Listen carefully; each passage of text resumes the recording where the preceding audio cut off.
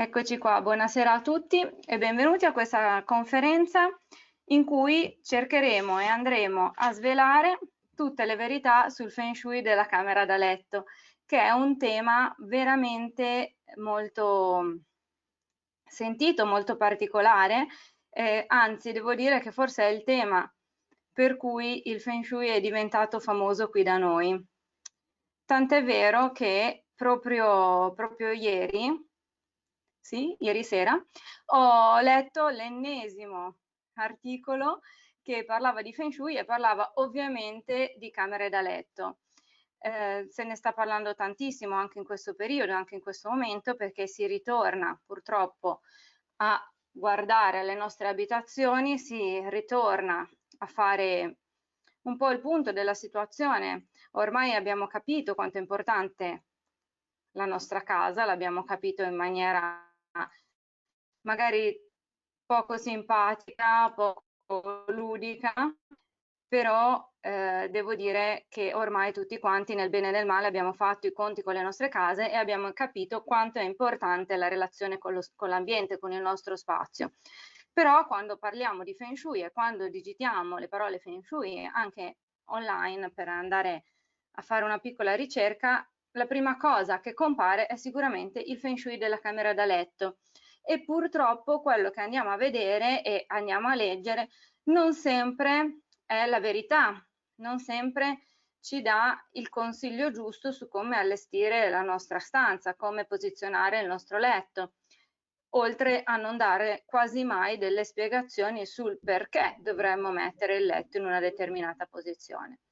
Molto spesso sentiamo parlare di punti della stanza più o meno favorevoli e sempre o quasi sempre finiamo col cadere nel cliché della testa a nord. Dicevo che questo cliché della testa a nord è veramente la cosa in cui si ricade, come se fosse la cosa più importante di tutto il Feng Shui, ma purtroppo non è così, purtroppo perché non è così semplice, non è sufficiente mantenere la testa a nord per avere un ottimo sonno e per riposare bene, ma dall'altro canto purtroppo perché dobbiamo sforzarci un pochettino di più, dobbiamo sforzarci un pochino di più di andare a capire che cosa veramente può rendere la nostra camera da letto e la posizione del nostro letto ideale per consentirci di riposare e di conseguenza, se abbiamo riposato bene, saremo felici e pronti ad affrontare al meglio, con più energie, la nostra giornata. Quindi come facciamo? La prima domanda, e il primo consiglio che voglio darvi è questo: come facciamo a riconoscere quando un articolo online o offline sul Feng Shui della camera da letto è reale, dice la verità oppure no? Bene, iniziamo a mettere i puntini sulle i da questo punto di vista, quindi impariamo a scegliere le nostre letture sul Feng Shui.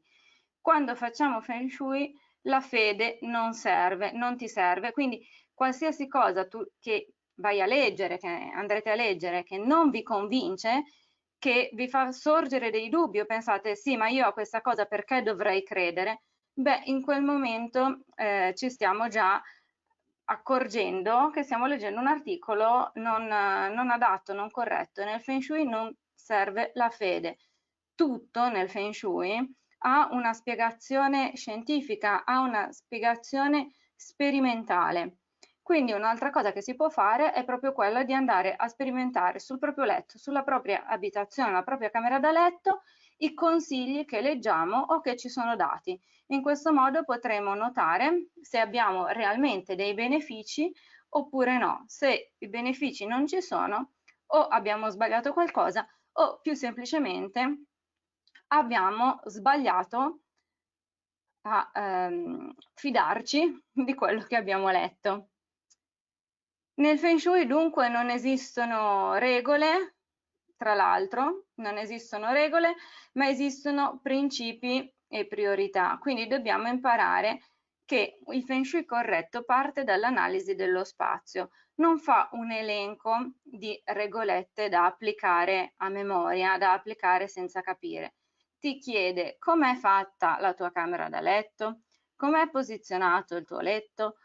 Analizziamo lo stato di fatto. Una volta che abbiamo conosciuto lo stato di fatto, possiamo vedere quali sono le caratteristiche di quello spazio, scegliere quali sono le caratteristiche che ti consentono, tra quelle presenti, di dormire bene, quelle che sono invece disturbanti, e di conseguenza andare ad agire sulle caratteristiche che sono disturbanti. Il Feng Shui funziona in questo modo, non ti dà una lista che da un lato, ripeto, potrebbe essere veramente comoda, ma non ci dà una lista di cose da fare, di punti e di procedure da eseguire alla lettera.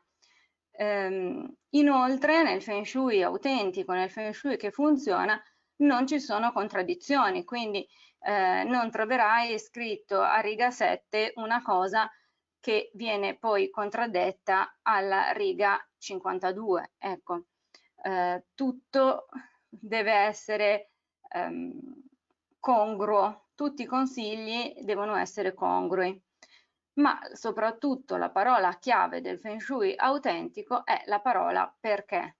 Il Feng Shui autentico ci spiega il perché delle cose ed è proprio quello che voglio fare io questa sera ed è proprio quello che vogliamo trasmettere anche noi di Creative Feng Shui, vogliamo trasmettere i perché, spiegare perché il Feng Shui funziona e perché dovremmo mettere la camera da letto e il letto posizionati in una certa situazione che andremo a vedere questa sera. E per arrivare a tutto ciò dobbiamo anzitutto chiederci che cos'è che rende uno spazio casa? Qual è quella funzione essenziale che fa del nostro spazio, della nostra abitazione, una vera e propria casa? Noi possiamo vedere la nostra casa, la nostra abitazione come l'espansione di un giaciglio, l'espansione di quel luogo dove andiamo a proteggerci per dormire, per riposare. Quindi possiamo definire proprio la casa come espansione di un giaciglio fortificato. Che cosa fa di uno spazio casa? Ovviamente il letto che è il nostro giaciglio ed è anche la funzione da cui ha avuto origine in realtà l'idea stessa della casa, perché quando abbiamo scelto la caverna, sono passati ormai, passato qualche annetto diciamo, però quando abbiamo scelto di proteggerci all'interno di una caverna, stavamo cercando in realtà un luogo sicuro e protetto dove trascorrere la notte, dove trascorrere le ore e i minuti del nostro riposo. Ed è proprio da qui che nasce quindi il concetto di dimora, che si chiamava caverna e poi abbiamo iniziato a chiamare casa. E perché avviene questo? Perché in realtà l'esigenza profonda e la prima esigenza di qualsiasi mammifero, dal gliride più carino che c'è al rinoceronte corazzato, la prima esigenza di qualsiasi mammifero è quella di trovare un luogo adeguato al proprio riparo. Certo, il luogo di cui necessita il ghiro non è lo stesso di cui necessita il rinoceronte e entrambi però hanno questa necessità.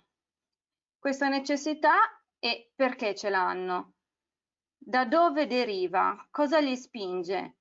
Beh, li spinge a cercare un giaciglio sicuro e protetto il loro istinto di sopravvivenza.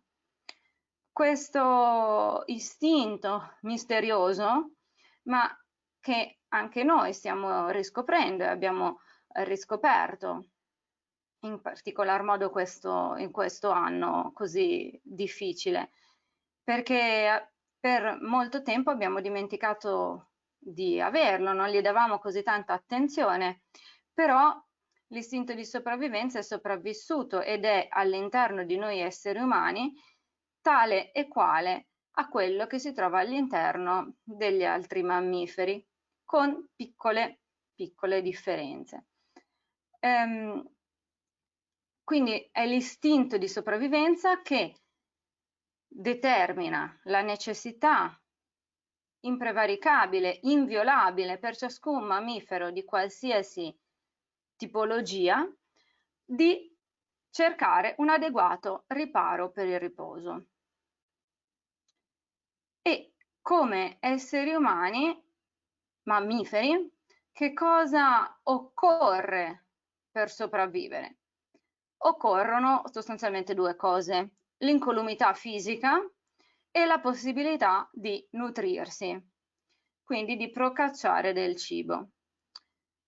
Ma siccome nel letto non si procaccia il cibo solitamente, questa sera ci concentreremo su uno dei due punti fondamentali del nostro istinto di sopravvivenza, cioè sulla nostra ricerca di incolumità fisica, di preservazione del nostro corpo, che è una ricerca costante nella nostra vita, che avviene però a livello inconscio, quindi a cui per la maggior parte del tempo non badiamo a livello cosciente, a cui non pensiamo razionalmente, ma avviene appunto su base istintiva.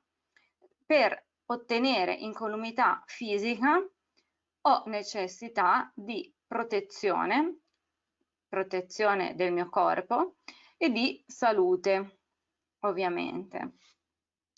Ma perché ho così bisogno di proteggere il mio corpo? Perché non posso fregarmene?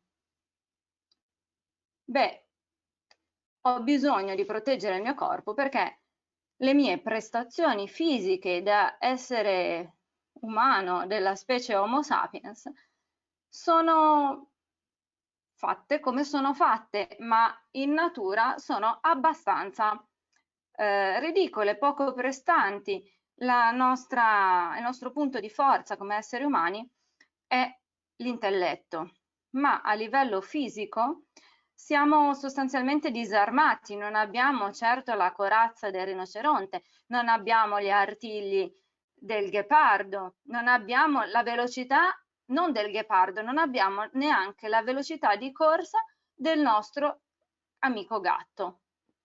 Perché, ebbene sì, un gatto domestico, qualunque, corre più veloce del più veloce corridore. Quindi, che si fa?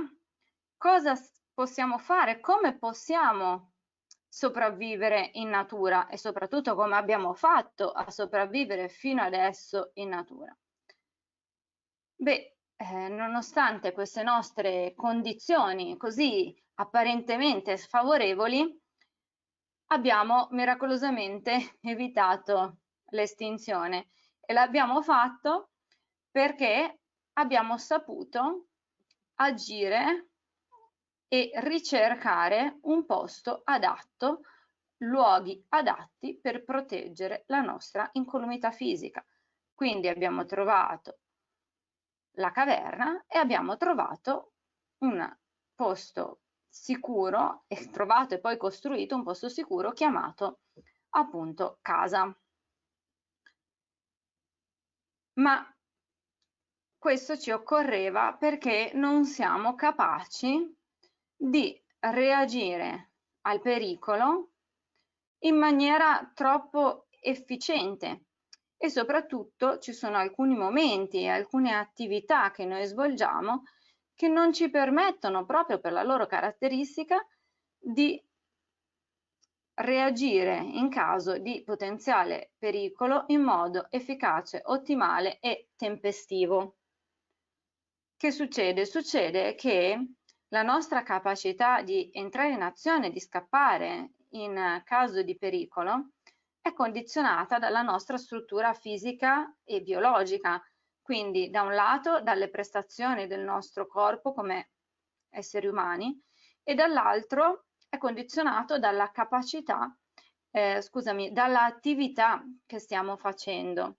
Se per esempio stiamo giocando a tennis, praticando sport, siamo quindi in costante movimento. Vedete che anche gli atleti non stanno mai fermi impalati con la racchetta da tennis in mano aspettando che qualcosa accada, sono sempre in movimento.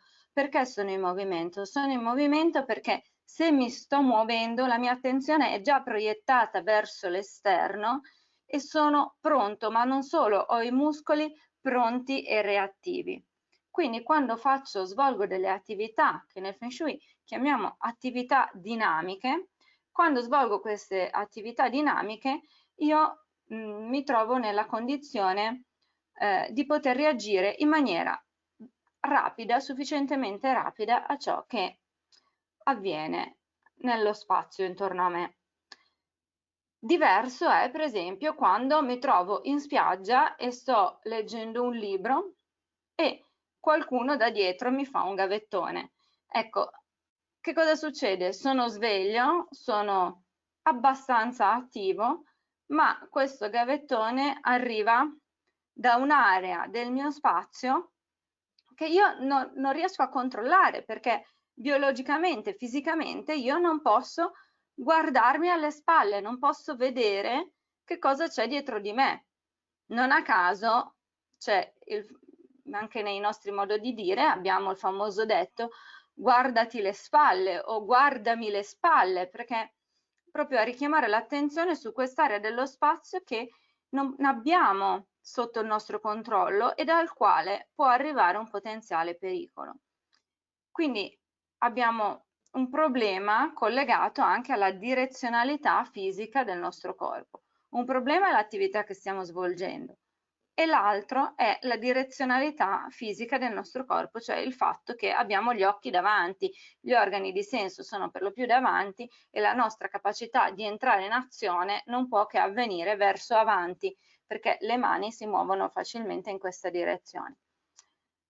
Bene, che cosa succede invece quando dormiamo? Quando dormiamo siamo in una situazione che è molto molto particolare perché tutti i nostri sensi o quasi sono sopiti e perché siamo completamente disattenti, completamente assenti rispetto a ciò che accade nello spazio intorno a noi. Quando dormiamo la nostra attenzione si placa, è quello che noi definiamo una funzione estremamente yin. Quando dormiamo il corpo è al massimo dello yin, quindi l'attenzione si spegne o si riduce al minimo ed è tutta riversa verso l'interno. Tutti i sensi si affievoliscono, tranne l'udito che è l'unico che rimane sveglio, diciamo così, e i nostri tempi di reazione di conseguenza diventano estremamente lunghi. Pensate, quando dormiamo, se sentiamo un rumore, qualcuno apre la porta, passa del tempo dal momento in cui il rumore c'è, io lo sento, capisco che non è un sogno, capisco che sono a letto, che sto dormendo, che c'è un rumore, che ci potrebbe essere un pericolo, che potrebbe esserci stata un'intrusione e allora do il comando al corpo di svegliarsi, mi sveglio e devo ancora alzarmi dal letto, che è tutto bello intorpidito, per capire che cosa sta succedendo ed entrare in azione. Praticamente è passato 1 anno e mezzo e quel che doveva succedere è già successo, cioè sono già in una situazione troppo pericolosa. Quindi che cosa succede? Succede che questa è una posizione ed è un momento fondamentale per noi esseri umani, per tutti i mammiferi, per tutti gli animali. Il momento del sonno è un momento fondamentale, è il momento in cui il corpo si rigenera, in cui si attuano tutti i processi di ricostruzione e di rigenerazione cellulare, quindi è anche il momento in cui il nostro sistema immunitario fa il check del corpo e si attiva per riequilibrare tutte le cellule. ma è anche un momento in cui siamo estremamente vulnerabili. Ed è per questo motivo che, qui lo devo proprio dire, fortunatamente il Feng Shui è diventato famoso per la posizione del letto, perché questo ha senso, è la prima cosa di cui comunque dobbiamo occuparci. Dobbiamo occuparci del fatto che il nostro letto, sia il nostro giaciglio, sia davvero un giaciglio fortificato, sia davvero un luogo di grande protezione, perché quando dormi sei vulnerabile, perché dormire è una funzione statica di riposo e di recupero delle energie, e proprio perché durante il sonno avvengono tutti i processi di riparazione e di rigenerazione cellulare. E che cosa invece accade se siamo costretti, al contrario, a dormire in un luogo non protetto? Non a caso metto questa foto che veramente fino a qualche anno fa era il non plus ultra di tutte le aziende che vendevano letti e di tutti i giornali di architettura. Mettiamo il letto in una grande camera vetrata. Ideona. Ma che cosa succede se dormiamo in questa situazione? Beh, succede che facciamo la fine di questo gatto, ci si rizza il pelo sulla schiena.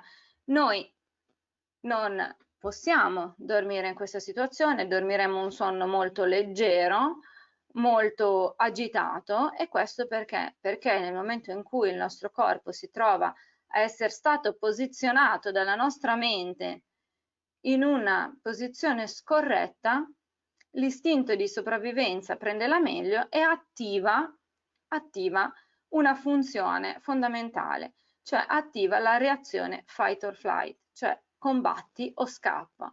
Attiva una serie di ormoni nel nostro corpo che da un lato non permettono di abbassare la vigilanza e quindi di addormentarsi e quindi di andare in un sonno profondo, e dall'altro ci attivano, sono ormoni come l'adrenalina per esempio, e ci attivano e ci spingono a mantenere vigile l'attenzione verso l'esterno, e mandando pressione ai sangue e ai muscoli ci fanno veramente mantenere in uno stato in cui siamo pronti a scattare. Essere pronti a scattare non aiuta a riposare, questo mi sembra proprio una banalità.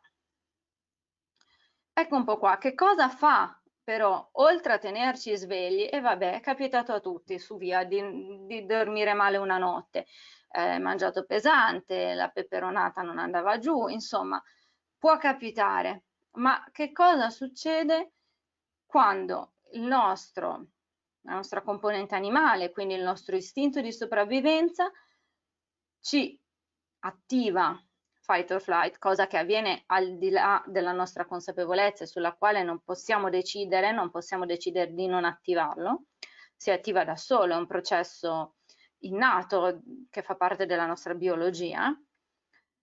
Che cosa succede? Succede che tutti i processi di metabolizzazione del cibo, i processi di crescita, i processi di riparazione e rigenerazione cellulare, tutta l'attività del sistema immunitario, che è importantissima per la nostra salute, sono improvvisamente stoppati, vengono messi sostanzialmente in stand-by, e il corpo dice: sai che c'è, mi occuperò dopo di tutte queste faccende di ordinaria amministrazione, perché adesso siamo in pericolo, quindi adesso mi devo intanto occupare di proteggerti da un possibile pericolo immediato, pertanto non ti rigenero. E vabbè, pace, non mi hai rigenerato per una notte, non mi succederà nulla. Però se io abitualmente sosto in uno stato di preallerta, quindi abitualmente sospendo i processi di rigenerazione e di recupero, beh, questo mi causa dei gravi problemi.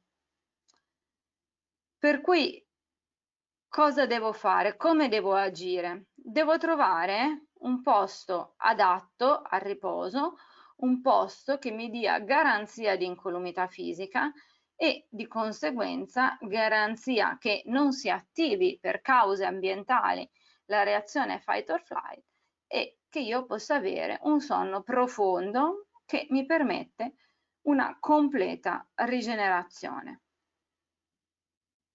Come si fa? Bene, facile facile. Innanzitutto lo facciamo seguendo una scaletta di principi, molto importante, una scaletta di priorità. Ci sono cose che sono più importanti di altre da valutare e di conseguenza su queste cose è più importante agire. Che cos'altro dobbiamo fare per scoprire come ottenere un posto protetto? Dobbiamo ritrovare il collegamento con il nostro istinto e quindi andare a parlare, a capire, a sperimentare, posizionandoci anche in luoghi diversi a dormire per vedere dove si dorme meglio e dove no.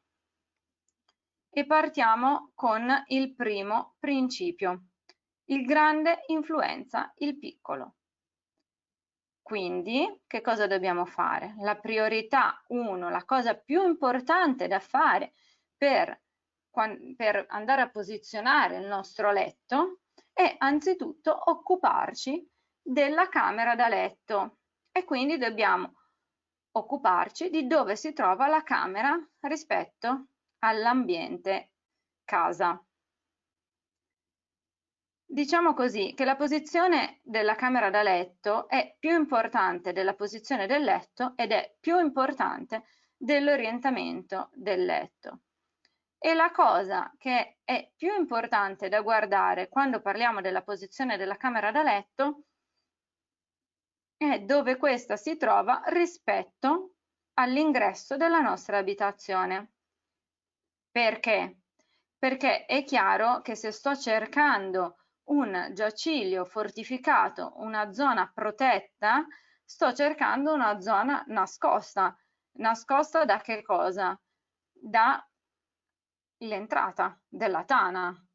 Vado a dormire nella stanza più lontana. E qual è la posizione ideale della camera da letto rispetto all'ingresso? Beh, questa l'ho scritto a caratteri cubitali, no, non va bene, perché la prima cosa che vedo entrando in camera è la camera da letto e quindi il letto. Ciò che cosa significa? Significa che sono eccessivamente esposto all'ingresso. Avrei voluto mettere il letto invece nella zona più nascosta rispetto all'ingresso. Vediamo un po' qui che succede. Qui le cose migliorano in quest'altro schema. Le cose migliorano notevolmente perché entrando in camera la prima cosa che vedo fortunatamente non è la camera da letto o la porta della camera da letto e devo fare un certo percorso, devo se non altro cercarla.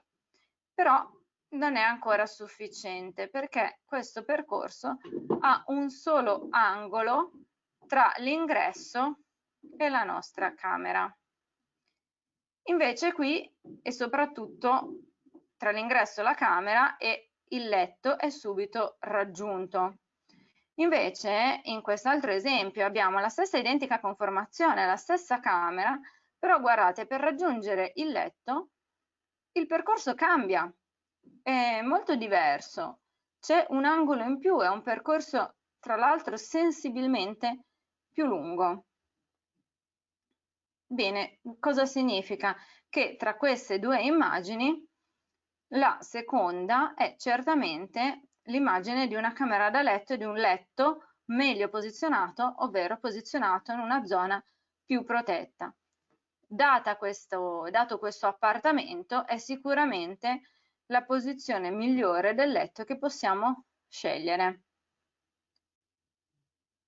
Ma non è la posizione migliore in assoluto. Qual è la posizione migliore in assoluto?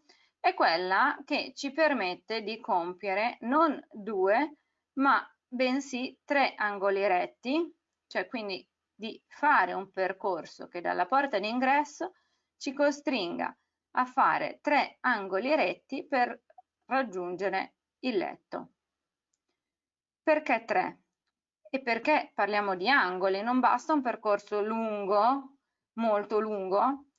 Beh, parliamo di angoli perché dobbiamo pensare che il nostro istinto di sopravvivenza lavora su coscienza animale e per certi versi può sembrarci un po' stupidino, ma lavora su concetti atavici ed è un sistema veramente molto molto antico.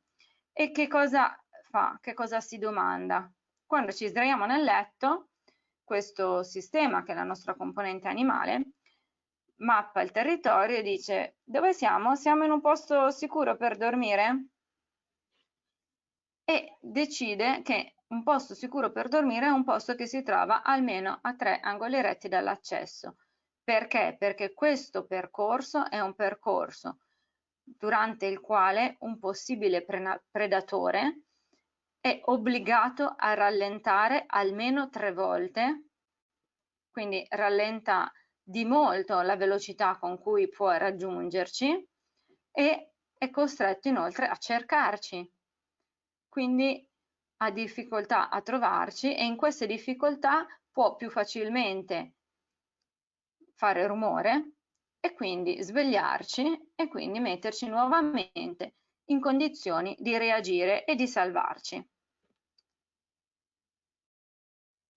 Bene, ecco qua una posizione top della nostra camera. Vedete che percorso articolato tra l'ingresso e la camera da letto e soprattutto tra poi con il posizionamento del letto che permette di fare addirittura il quarto angolo. Veramente un giaciglio molto molto protetto, un giaciglio decisamente fortificato.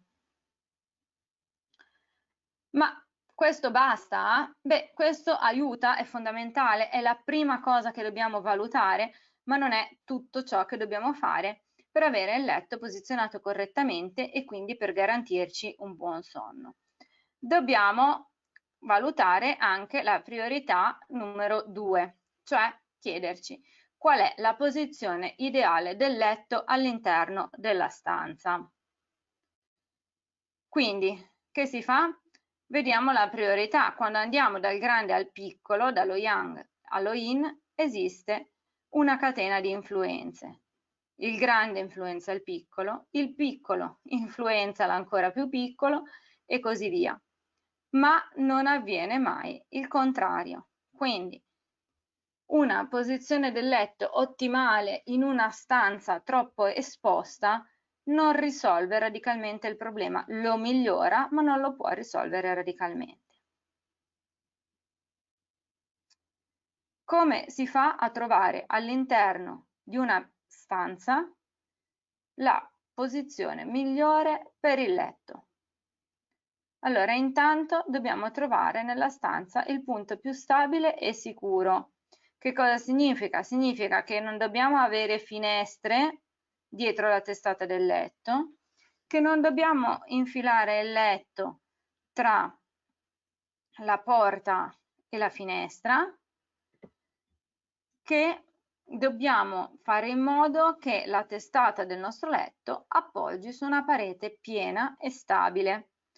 E aggiungo un'altra cosa molto importante, che quando entriamo in una stanza che abbiamo deciso essere la camera da letto, le abbiamo assegnato questa funzione, la prima cosa che dobbiamo posizionare è il letto e non è l'armadio, ahimè. Nella mia esperienza ho visto decine e decine di camere da letto dove si era data priorità al posizionamento dell'armadio anziché al posizionamento del letto. Questo assolutamente non va bene. La camera è una camera da letto, non è una camera da armadio ed è anche la funzione più importante della nostra casa. Quindi dobbiamo focalizzarci sul letto. Dobbiamo evitare di scegliere camere troppo grandi dove il territorio da controllare è eccessivo e scegliere per posizionare il letto la miglior parete ovvero quella priva di porte e finestre. Ecco qui per esempio un letto posizionato in maniera eccellente, perché vedete come dall'ingresso della camera c'è ancora un pezzo di corridoio, il letto risulta molto protetto. Certo, questa è una camera grande, ma possiamo pensare alla nostra stanza anche come se iniziasse soltanto, ve lo faccio vedere, come se la nostra stanza iniziasse qui. Ok, quindi anche in questo caso il letto è ben posizionato perché presenta una parete piena alle sue spalle. Perché pieno alle spalle? Pieno alle spalle perché abbiamo detto prima, no? C'è un problema di direzionalità fisica. Dietro di noi il nostro retro è il posto più vulnerabile, più difficile da proteggere, laddove non posso entrare in azione immediatamente. Quindi risulta un'area complessa da proteggere. E infine abbiamo la porta qui in una parete, diciamo, laterale, dove aprendo gli occhi, in caso in cui sentiamo rumore, in caso in cui veniamo svegliati di soprassalto, abbiamo subito il controllo. E non dimentichiamo, abbiamo tutto il tempo, perché guardate com'è protetta. Bene.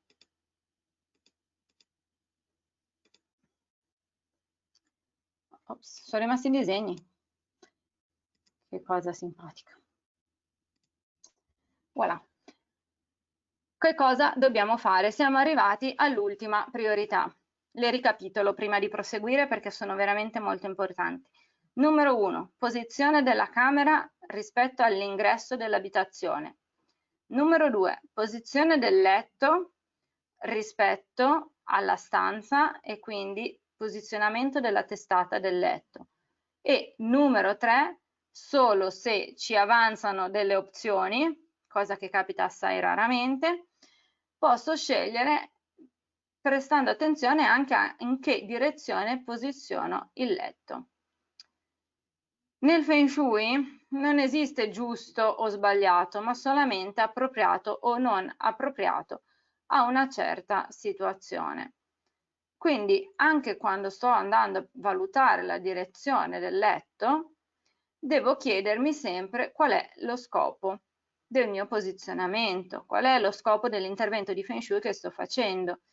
Abbiamo detto che lo scopo è quello di dormire al meglio e abbiamo detto che dobbiamo, per ottenere questo obiettivo, seguire le priorità. Quindi andrò a guardare la direzione del letto solo al terzo punto e solo se, dopo aver valutato la posizione della camera, dopo aver scelto la parete, una parete chiusa all'interno della stanza contro la quale posso posizionare il letto e in modo che non sia immediatamente vicino all'ingresso della camera, allora se mi avanzano due opzioni posso scegliere in che direzione posizionare il mio letto. Le direzioni, come faccio a sapere? Mi trovo in questo fortunato caso e quindi voglio sapere, e poi ho partecipato a una conferenza di Feng Shui e quindi adesso io voglio sapere qual è la direzione corretta in cui posizionare la testata del letto quando dormo. Avete ragione se la pensate così, quindi devo deludervi, perché le direzioni favorevoli e sfavorevoli sono assolutamente individuali. Non esiste una direzione in cui poggiare la testata del letto che vada bene per tutti e che abbia effetti positivi e riposanti per tutti. Inoltre, anche per te stesso, anche per voi, in diversi periodi di vita può presentarsi una diversa necessità e quindi una differente predilezione per una direzione piuttosto che per un'altra. Quindi è assai complicato, mi rendo conto, e mi rendo conto che questa cosa da una parte vi delude, però dall'altra sono anche sicura che qualche cosa in più vi torni facendo questo ragionamento rispetto a quello che avete letto e sentito fino adesso. come facciamo a determinare la posizione più favorevole per noi stessi? Beh, nel Feng Shui esistono molti metodi per determinare la direzione favorevole in cui posizionare la testata del letto, ma attenzione, attenzione, non posizionare mai il letto in una posizione esposta soltanto perché una determinata direzione pensi che sia favorevole, perché perderesti tutti i benefici. La forma della stanza, la forma della casa sono molto più importanti delle direzioni. Questo è una regola universale. Vediamo quindi gli effetti delle direzioni.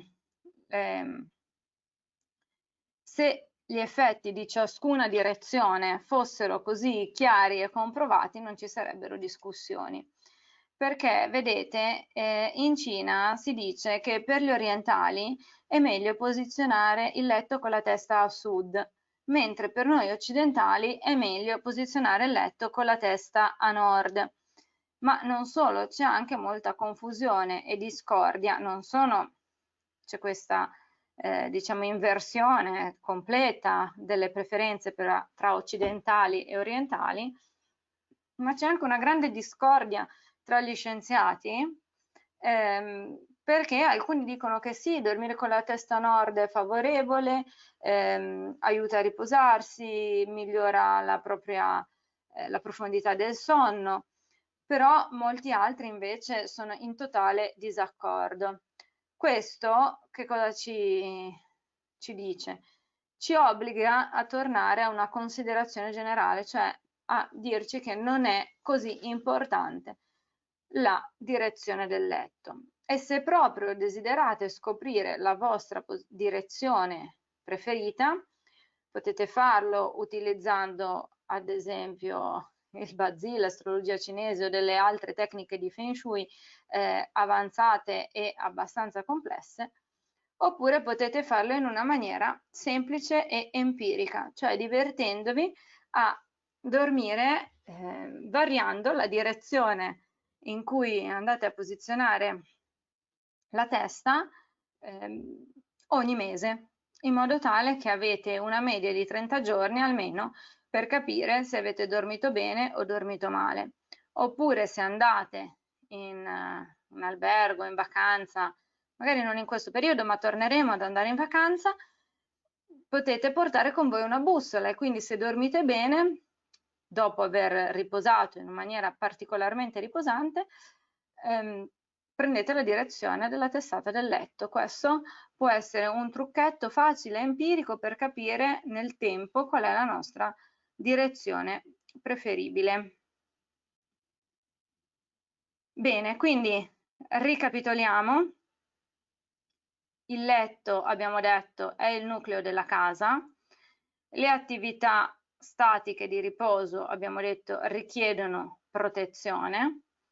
Se non siamo posizionati correttamente si attiva fight or flight e per posizionarsi correttamente dobbiamo seguire i nostri 3 principi in ordine di priorità, cioè dobbiamo prima guardare alla posizione della camera da letto, poi al letto all'interno della camera ed infine alla direzione della testata del letto. Eccoli qua, ve li lascio in modo che possiate nuovamente focalizzare e qui vediamo anche rispetto alla posizione della camera da letto la cosa più importante sono i triangoli retti, rispetto alla posizione del letto è avere le spalle coperte e rispetto alla direzione del letto ascoltarsi e quindi andare a capire quali sono le nostre preferenze. Un lavoro da fare se arrivati al punto 2 ci avanza ancora la possibilità di cambiare o di scegliere tra almeno 2 posizioni. A questo punto direi che vi ringrazio, sono contenta della vostra partecipazione e spero veramente tanto che con questo incontro siamo riusciti a fare un pochino più di chiarezza sulla camera da letto, sul Feng Shui, sulla posizione del letto, ma anche veramente su come funziona il Feng Shui autentico e sul perché è importante, che è un tema che ha attraversato un po' trasversalmente anche questa conferenza, al quale però dedicheremo interamente la prossima conferenza.